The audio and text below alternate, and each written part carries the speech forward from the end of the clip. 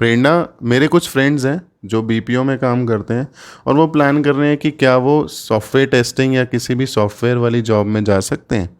क्या आपको इसके बारे में कुछ इन्फॉर्मेशन है, क्या आप शेयर करना चाहेंगे? Yes Hemant, it is possible. अगर मैं अपने करियर की बात करूं तो हम दोनों ने एमसीए किया है। तो हेमंत की प्लेसमेंट कैंपस प्लेसमेंट हुई थी, जो सीधा आईटी में वो जंप इन गया था एमसीए के बाद। एंड मेरी कैंपस प्लेसमेंट नहीं हुई थी।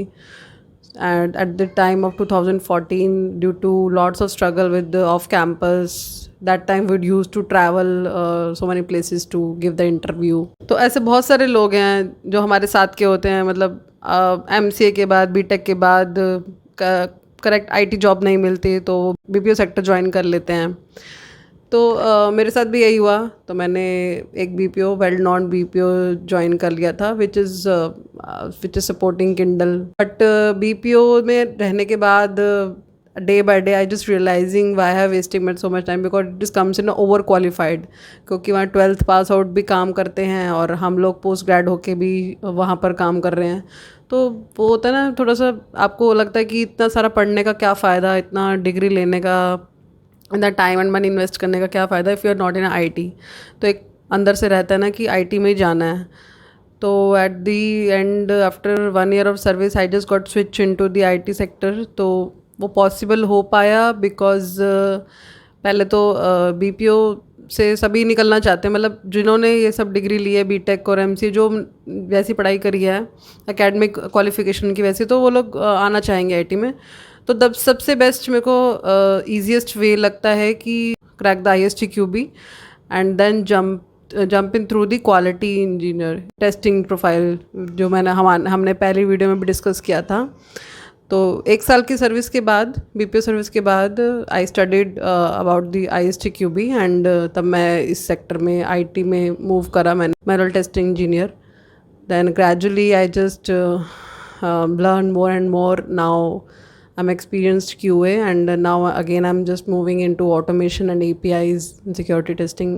So मतलब this is also one of the way I would say कि बीपीओ से भी easily आप निकल सकते हो इस वे से।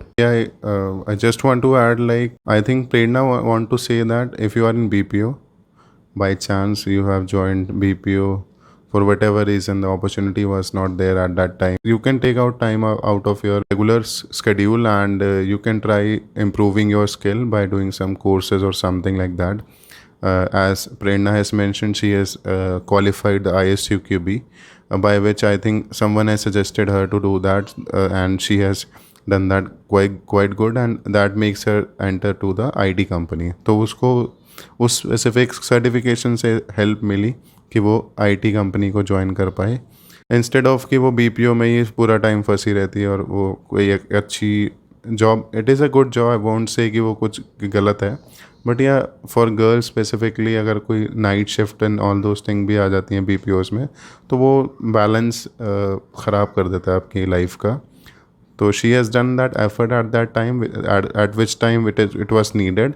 तो वो स्किल डेवलप करके, it's not only ISTQB you can find out your way which you find interesting. कुछ ऐसी चीज़ें एक्सप्लोर करके देखिए, और जो भी चीज़ आपको समझ आती है उसके कॉरस्पॉन्डिंग कोई सर्टिफिकेशन या स्किल को बढ़ाइए। और अगर आप इस पे और ज़्यादा कोई नई वीडियो चाहते हैं मेरे से और प्रेरणा से कि हम किस ISTQB के अलावा क्या क्या चीज़ें कर सकते हैं अगर हम बीपीओ में हैं, तो प्लीज़ आप कमेंट कीजिए इस वीडियो में।